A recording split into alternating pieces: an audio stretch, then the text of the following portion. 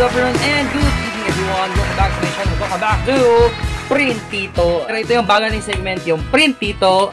Siguro gagawa rin ako ng aking intro. Baka nakagawa na ako for this time. Okay, so ito, may bago tayong ipiprint at nakapag-cut na ako ng stencil ko. At maybe next time gagawa ako ng isang speed video or speed video? Time-lapse pala. Time-lapse video kung paano ko ginagawa itong mga stencils ko. Okay? So, ito, meron tayong bagong stencil and this is your Kimetsu no Yaiba. Okay, we'll have two colors for this. Kasi yung original nito na kulay ay ito. Ayan.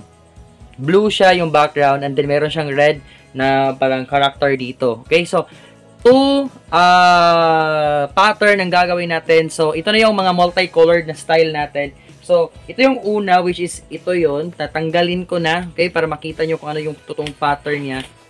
Tapos, ilalapat natin ito mamaya sa t-shirt para ma-print na natin. Yan, so, yung pattern niya, pwede nyo na yung mabasura. Okay na yan. Pwede na yung matapon. Kasi, ang importante dito is itong part na ito. Ayan. So, ready na yung stencil natin. Pwede ko na itong i-print at ilagay sa t-shirt natin mamaya. Okay? Tapos, ito naman, kasi two colors nga, gumawa rin ako ng pattern na ganito para sa character na ano to. I think ito yung character na Destroy, yung nasa likod ng uniform nila. So ito 'yon. Ayan. So kung ipapatong mo yan dito, magiging ganito yan. Paano 'yon? Ito 'yon. Ayan. Ayan. Okay. Ayan. So, makikita nyo ang final nito dito sa table natin kasi ipiprint na natin siya. So, prepare muna ako tapos mag-print tayo tapos tingnan natin yung result natin ng multicolor. Sana matapos ko agad kasi meron pa akong lalakarin sa labas. Okay? So, that's it. So, transfer tayo dito sa aking working table. Let's go! Okay, so ayan. So, mas nakikita nyo na ngayon itong pattern natin dito. So, si Tanjiro, si Zenitsu at si Inosuke. Ayun. Hindi ko na nalimutan yung pangalan niya. Okay, so ito si Tanjiro, si Zenitsu at si Inosuke. So, makikita natin yan mamaya, yung ating pattern. Kasi, meron na yung paint mamaya. Okay, so check muna natin itong nilapat ko sa ilalim para hindi lumagpas yung print natin sa t-shirt. Okay? So, ayan, nakasetup na tayo. So, ilalagay na natin yung, screen. Yun. Kapag lapat na yan, goods na yan, may spacing ka na, goods na yung spacing mo. So, maglalagay na tayo ng tulpo or textile ink dito sa ating squeegee. Okay, so lagyan muna natin. Tapos, dito na tayo magkaroon tayo ng time-lapse para sa pag-print natin. Okay, let's go!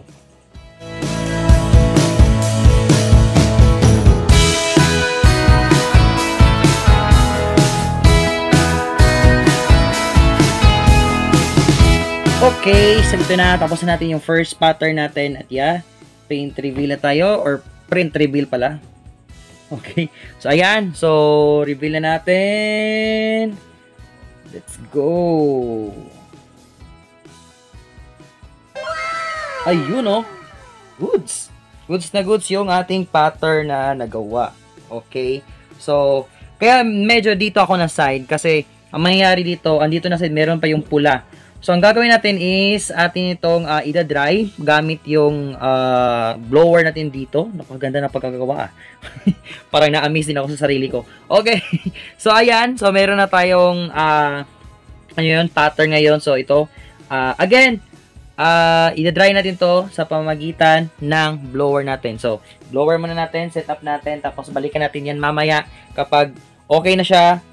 Mag-second pattern tayo yung red naman kasi color red yung character dito natin sa gilid. Okay? So, let's go. Okay, so ayan. Tapos na natin at ano na to? Dry na to. Okay na to. Ayun, dry na siya. So, ayan na. Ilagay na natin yung second natin na pattern. And yes, ito yun. So, ilagay na natin. So, ipwesto natin ng tama. Hanapin natin yung positive side niya. Ayun. So, okay lang yan kahit medyo meron siyang kakainin na part ng white kasi tatapakan niya naman yung papatungan pala. Papatungan. Ano ba yan? Okay, papatungan niya itong mga part na ito. So, try nyo na i-diin kung okay lang ba siya. Kasi may diin pa yan ng frame. Ayan. So, I think okay na to. Pasok na siya sa ating, sa ating pattern. Medyo may kinain na siya na part na white dito. Try natin i-adjust. Ayan. So, I think ito na yon. Ayan. So, okay na yan. So, kuha ako ng bagong frame. Teka lang. Ayan. So, lagay natin itong frame. Ayun. Tapos, ayan. Madidiin pa yan gamit ang squeegee natin mamaya. So, I think meron pang medyo hindi magandang angle dito.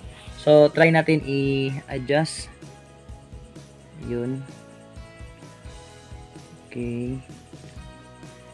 Yan. So, dapat talaga makikita mo lahat ng mga angles dyan na okay lang siya. Yan na. If possible, wala talagang matatapakan na white. At magiging balance yung design natin. Okay? So, ayan. For me, okay na to. Yeah, ito na yan. So, lagay natin dyan. Tapos, kukuha na ako ng paint sa Tolko natin. And then, i-apply natin yung color red. Which is, ito yung gagamitin natin ngayon na Tolko. Itong red, rubberized na opaque. Okay? At red ito. Ayan. Tolko, Bikini Man! Okay, so, apply ko muna. Let's go!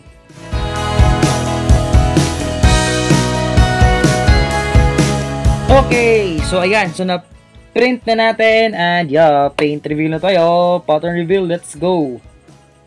Ooh. Ayun, ting-ining, ang ganda.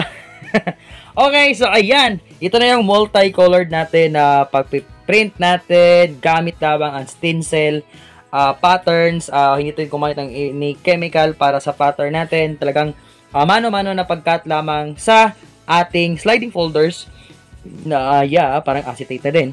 Okay, so ayun. So meron lamang ibang mga part dito na parang hindi siya sumakto. Pero it's okay, no problem yan. Okay, so pwedeng tapakan o pwedeng hindi.